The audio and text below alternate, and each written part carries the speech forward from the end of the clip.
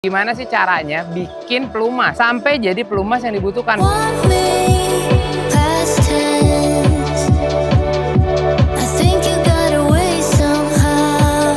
Gue udah bekerja sama hampir 30 tahun bersama Pertamina dan sekarang menjadi brand ambassador dari PT Pertamina Lubricants. Tapi selama ini mungkin kalian tahu produk-produknya Fastron, Enduro, dan lain-lain. Tapi nggak pernah tahu cara bikinnya gimana dan apa yang mereka lakukan behind the scene sampai botol itu lo beli untuk menemani kendaraan. Nah, hari ini gue punya kesempatan berada di Plant Gresik dan di sini gue akan ditunjukin gimana sih caranya bikin pelumas. Dari mulai datang, base oilnya, campurnya kayak mixing kopi gitu, ada creamer, ada gula, ada kopinya, sampai jadi pelumas yang dibutuhkan bukan cuma untuk mobil passenger atau motor, enggak, tapi untuk kapal, untuk pabrik, untuk truk, mining, perkebunan, dan lain-lain. Karena video ini jarang-jarang, lu harus nonton sampai habis. Karena hari ini pun gue akan dapetin banyak ilmu yang lebih meyakinkan kalian kalau pelumas Pertamina bikinnya tuh sangat-sangat serius dan sungguh-sungguh. Jadi kita harus ngapain dulu nih, Mas? Prosedur kami ya, kami harus jelasin dulu karena Mas Rifat tamu kami di sini. Saya harus jamin keselamatannya. Artinya saya harus berikan induction dulu, safety induction. Nanti kita kasih APD. Nanti sama teman-teman kita jalan ke belakang, kita lihat proses produksi. Untuk selanjutnya kita akan plan tour menuju Production Unit Gresik, gitu. Silakan. Memang banyak yang nggak tahu ya kan, selama ini orang taunya pelumpang gitu kan, tapi itu untuk lebih ke bensin dan mix sama pelumas. Kalau ini spesial untuk pelumas saja. Kebetulan kita memang area kita ini untuk produksi pelumas.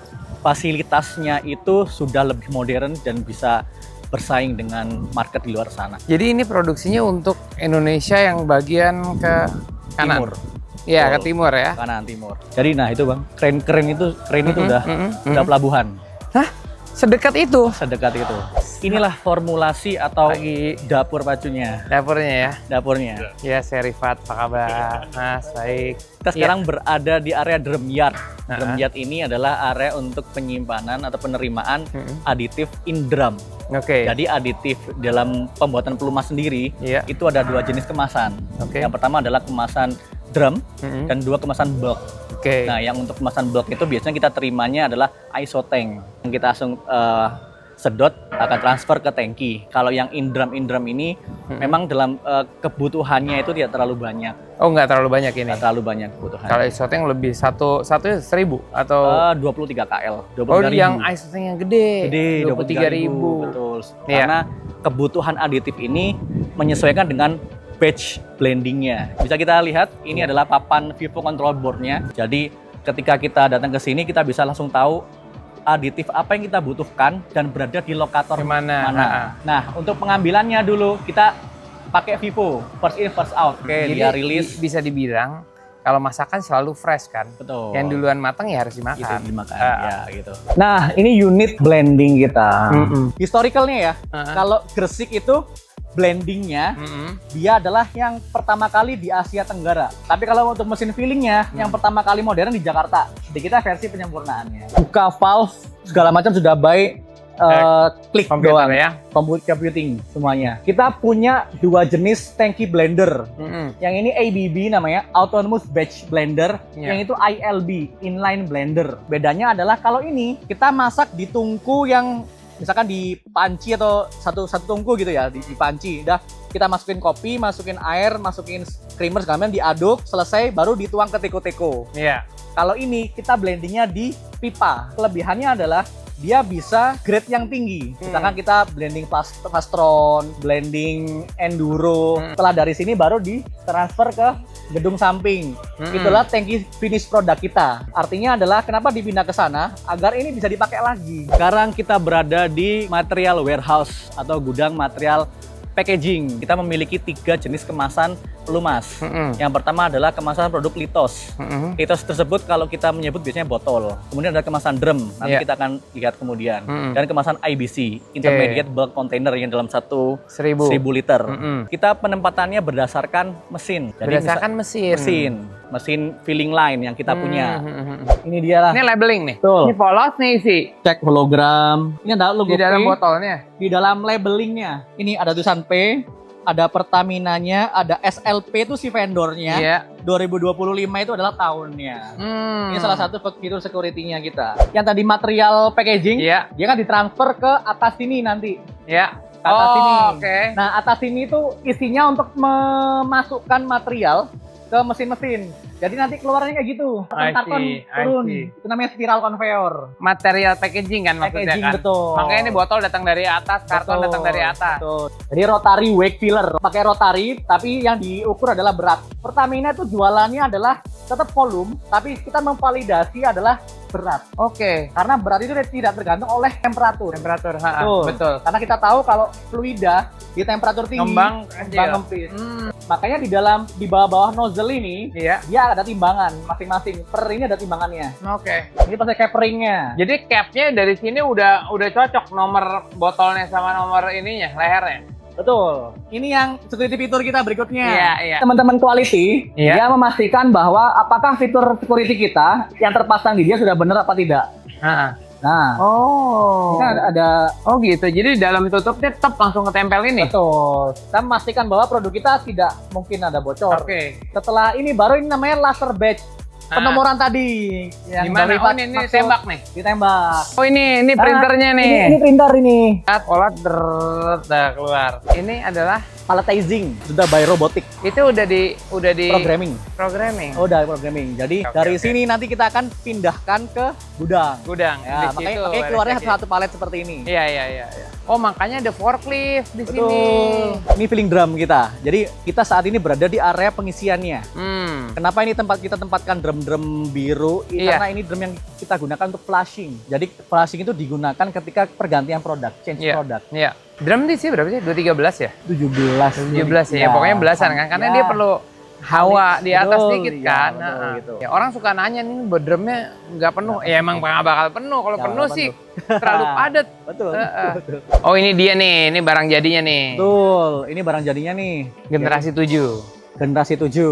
Tadi ada nomor batch adalah batch ke 5619 tahun 2025 di kilang nomor 6. Tuh di plan nomor 6. Di sini area untuk persiapan sebelum kita melakukan proses pengisian kemasan drum. Sebelumnya itu yang faktor kritikal adalah pertama teman-teman QI itu memastikan bahwa dalamnya itu dalam kondisi bersih. Tidak boleh ada karat. Baru setelah dibersihkan, nah kita screen printing sablon nih bahasanya, gitu. Oh datang masih polos? Masih polos, masih kosong seperti ini. In cap ini dia akan snap in masuk ke dalam sini. Dengan cara apa? Cukup dipukul saja, pakai palu. Dia akan nancep. Nah, ketika sudah nancep, otomatis nanti ketika dibuka dia akan patah. Yang masuk itu sisi ininya. Ya. Dua ini akan masuk ke sini. Ketika dicongkel pakai obeng atau pakai yang lain atau patah itu pasti patah. Baru setelah itu kita pakai kapsilnya. Oh ini kapsil. Tuh, kapsil tuh ada gitu, ada lubangnya juga. Tuh ada lubangnya juga. Gitu. Oh gitu. Kurang lebih seperti inilah. Kurang lebih seperti ini. Ini adalah pabrik yang didirikan tahun 2008 yang ternyata teknologinya bisa dibilang salah satu teknologi yang paling maju saat ini di Indonesia. Betul. Turnya tadi udah dikasih lihat dari mulai base oilnya datang, dari mulai aditifnya datang, kita masuk ke beberapa proses. Nah, proses itu masing-masing juga dijagain. Karena setiap masuk ke proses itu ada quality control.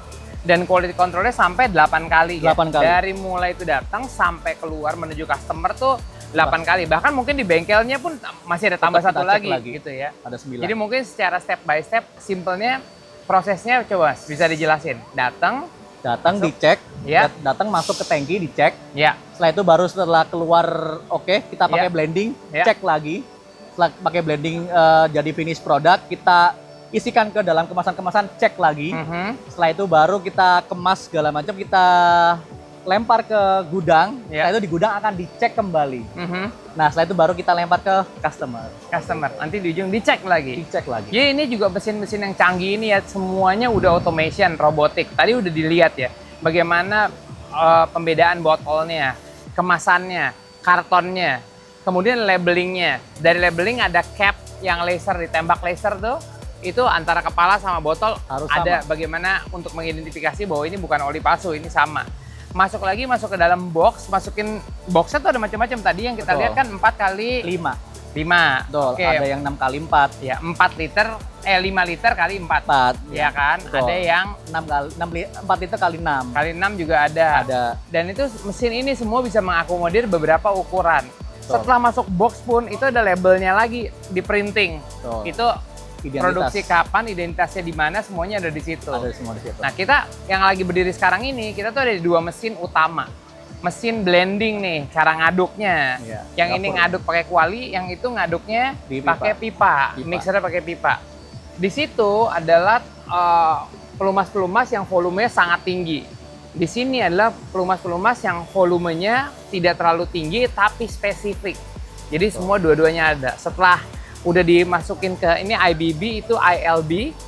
Semua yang udah jadi pindah lagi ke gudang tangki berikutnya, dicek lagi, baru nanti balik lagi ke mesin yang di belakang kita itu tadi. Iya kan? Jadi lagi. Super complicated, menjaga kualitas, menjaga keamanan, menjaga juga kepercayaan terhadap customer yang memilih Pertamina. Karena ternyata di belakang sebuah botol segini besar infrastrukturnya. Kompleksnya. Gitu, it's very complex. Harapannya masyarakat bisa lebih percaya akan produk kita. Itu. Dan lebih bijak dan smart untuk mengetahui bahwa pelumas kita itu kualitasnya seperti apa sih? Dan apakah ada kualitas kita, pelumas kita itu ada yang palsu apa enggak? Iya, gitu, betul.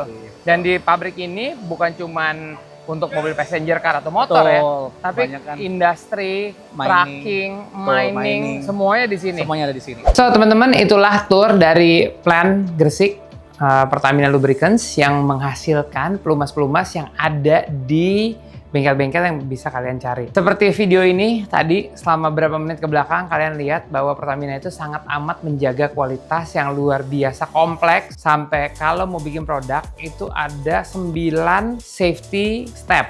Pengecekan dari mulai barang datang, barang timbun, barang bikin, blended, packaging, sampai pengiriman. Mereka ada 9 step quality control. Jadi, kalau kalian mempertanyakan bagaimana Pertamina membuat pelumasnya, ya inilah jawabannya. Semua informasi yang diberikan di video ini adalah informasi yang sebenar-benarnya. Mungkin selama ini kalian hanya dengar, tapi nggak pernah lihat langsung apa sih sebetulnya yang terjadi di pabrik. Dengan adanya video ini, kalian juga saya harapkan jadi makin lebih pintar, makin lebih bijak, dan juga makin lebih tahu bahwa kenapa Pertamina punya produk yang berkualitas. Jadi terbukti dengan adanya produk yang diciptakan di sini dari Gresik untuk dunia, karena kualitas produk pelumas Pertamina berkualitas dunia.